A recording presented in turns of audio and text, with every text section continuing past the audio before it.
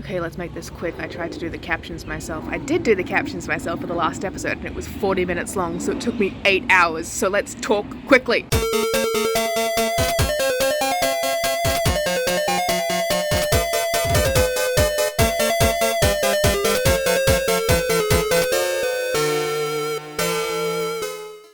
So I'm 365 pages in, and the cracks are starting to show. Pretty much right after we left off in part 2, which was part 2 the video, and the start of part 2 in the book,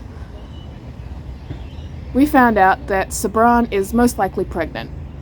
High Prince Livlin has done his duty to Queen and country, and there's going to be a princess on the way. And it's always a princess. The queens of Inyas only ever have one child, and it's always a daughter, and she always looks almost exactly like her mother. It's very weird, and it's honestly intriguing. I want to know like why that is, or if that's just like a weird fantasy thing that you have to take on face value, like how in A Song of Ice and Fire the Lannisters are always blonde to the extent where you can basically run a paternity test just based off that fact. But Sabran is pregnant, which means it's time for her husband to immediately die. He decides that it would be great for her image that if he and she went out as queen and king consort and gave arms to the people of Ascalon in Inyas.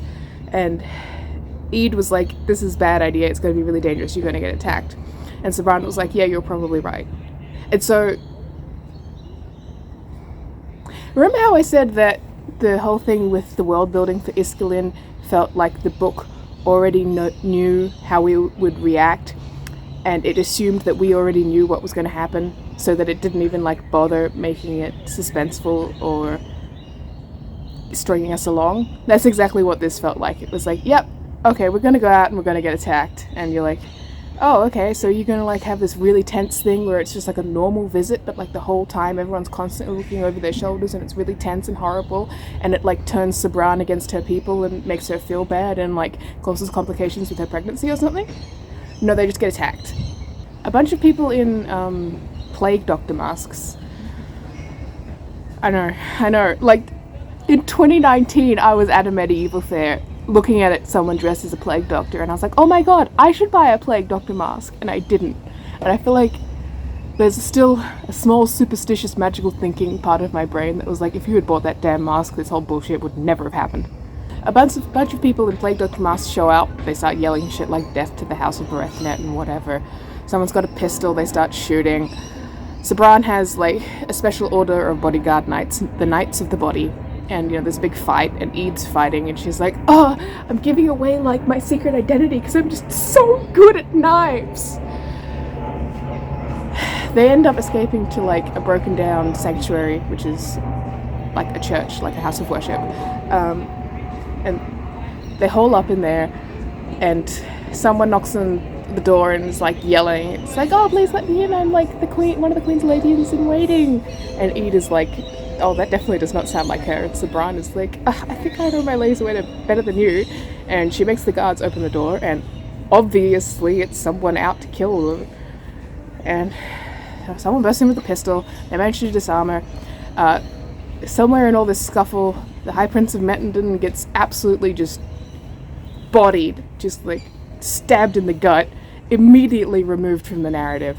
They pull off the plague doctor mask from the person who busted in with a pistol, and it's Trudia. Oh, shocker. And I was actually really interested by the Trudia twist, because, like, is she becoming unhinged after making so little progress on her plan to avert the apocalypse? Is the fact that, like, she hasn't heard anything from Trium, who's on the other side of the planet, like, absolutely destroying her psychologically? Is this like a last-ditch effort plan? Like, is this a suicide by cop kind of plan? Like, what is going on here? And I was really intrigued by that. But before we get to that, because the book takes a big pause there, it doesn't bring us back to Trudia and like why she was part of a death mob.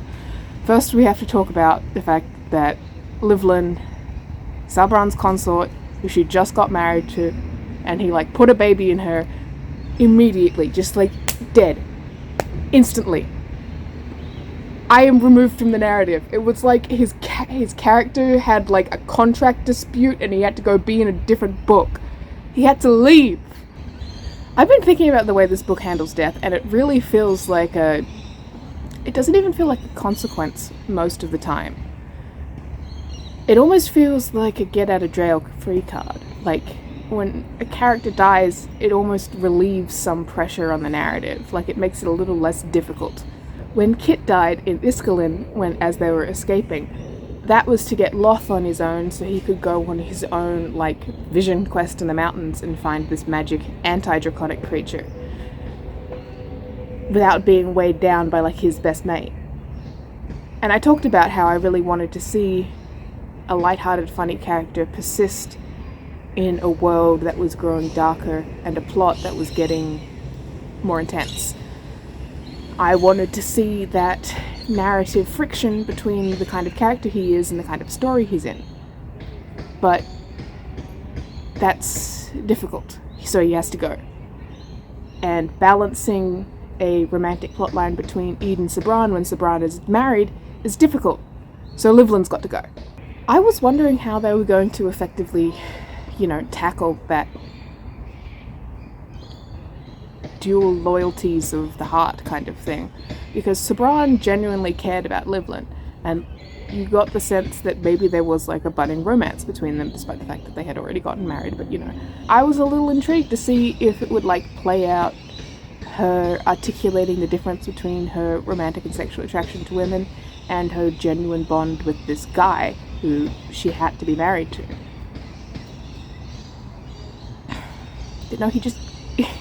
He's just like picked up by a claw machine and yanked by the scruff of his neck out of the book.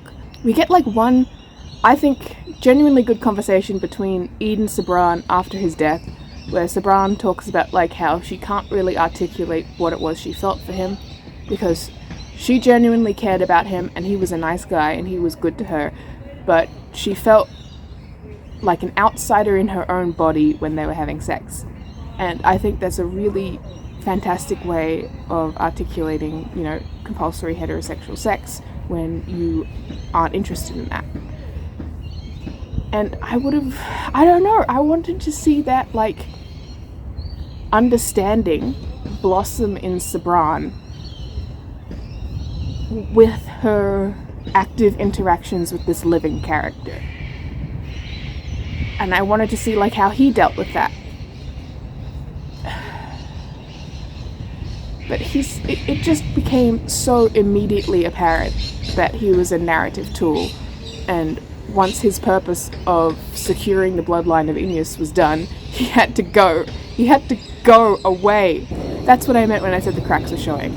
I mean that quite literally, in that I can see the fissures of the story and look through those breaks to see the scaffold holding up the plot. I mentioned back in episode 2,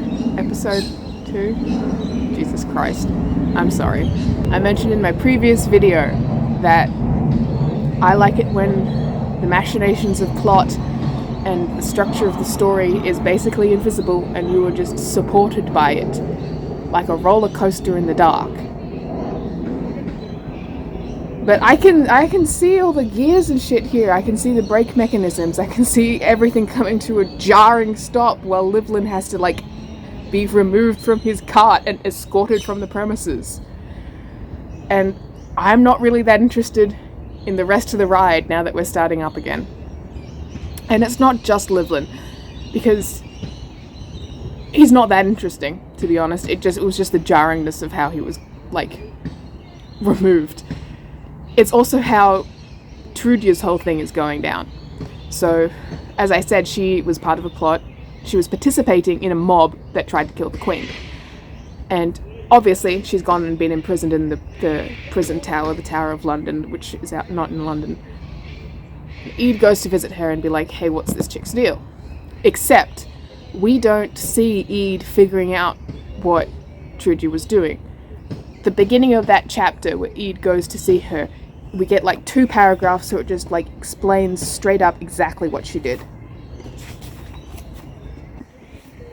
It literally says, under the threat of the rack, she confessed to many crimes. She had picked up a patronless troupe of actors called the Servants of Verity, and promised them that her noble family would become their patrons if they staged this attack. It had been intended... It says this. It says, the staged attack had been intended to convince Sabran that she was in mortal danger, both from Iskelin and the Nameless One. Trudia had been to use it as grounds to petition her to open negotiations with the East. It just says that in the book. You couldn't have just, had her say that. You couldn't have just... that giant pill of exposition would have been so much easier to swallow if it had just been, Trudia, screaming and crying and yelling it because they brought her to the torture room and showed her what a rack is. That would have gone over so much easier as a reader, because it would have been difficult for the character. But instead, it feels easy for the characters to know this suddenly. Even though we then see Trudia, in the tower, trying to, hold herself upright as she's, clearly in a terrible situation. We never see her in distress. We don't see her struggling with the horrors of what she's done. She and Ede have a conversation that ends with this. Many have died for your truth, Lady Trudia. I trust, Ede said, that you can live with that. A draft shivered through the arrow slit. Trudia turned away from the chill, rubbing her arms. Go to Queen Sabran, Ede. Leave me to my beliefs, and I will leave you to yours. We will see soon enough whose truth is correct. And the problem I have with this is that nobody is allowed to be not cool. It has this issue where the characters aren't allowed to have bad moments. They're not allowed to be cowards. I think Niclais in the East, his whole, fatal flaw is that he feels like he's a coward. And there have been, instances where he's acting solely in his best interest. But he's, the only character who's allowed to be a bad person in that way. Everybody else has to be so strong and interesting and unbreakable and cool under pressure. Every pressure.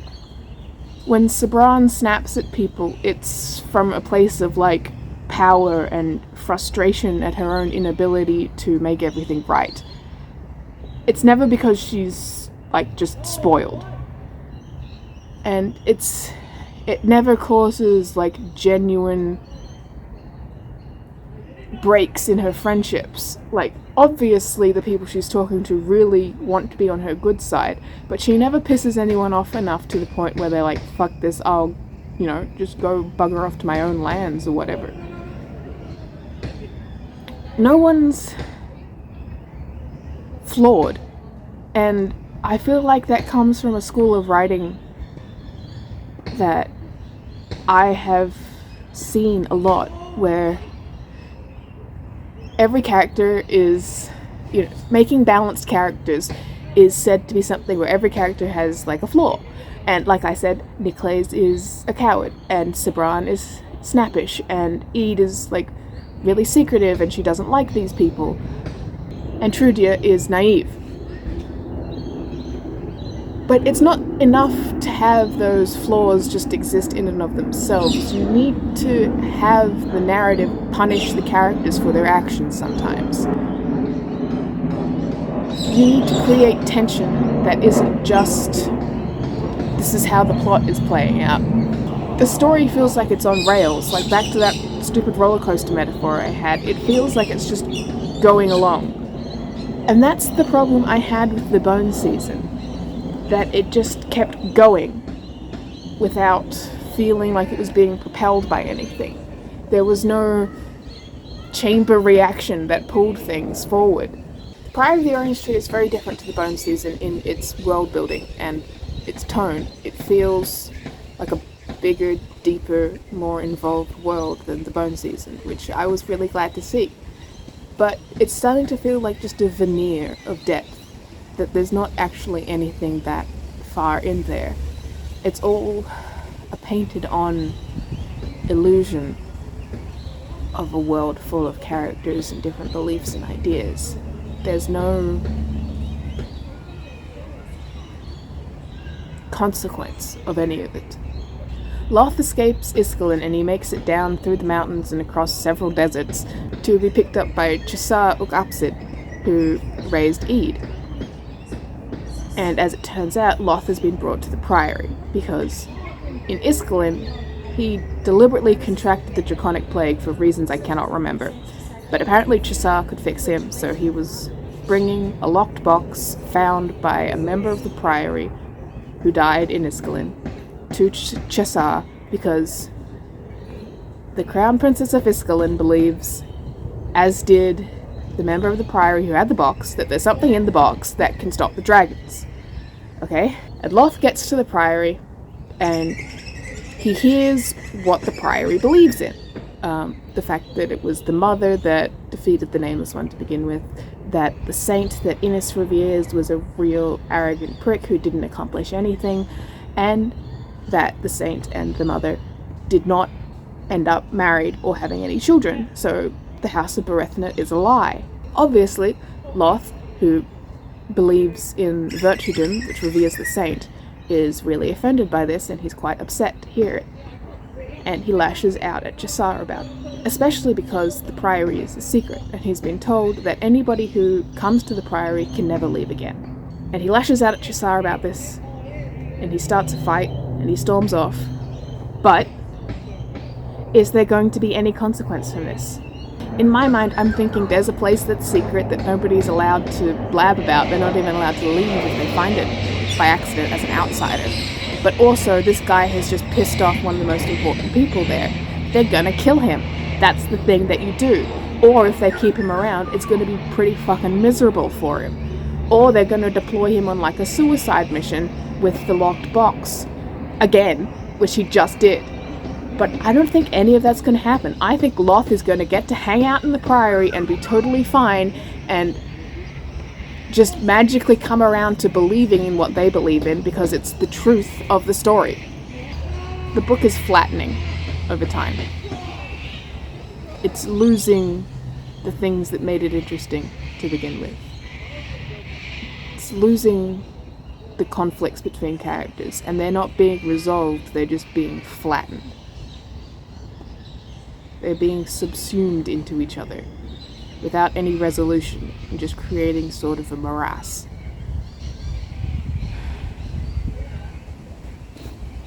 And it's going to end with everybody important believing in the exact same thing, in the exact same way, and that's going to be the happy ending. I can feel it.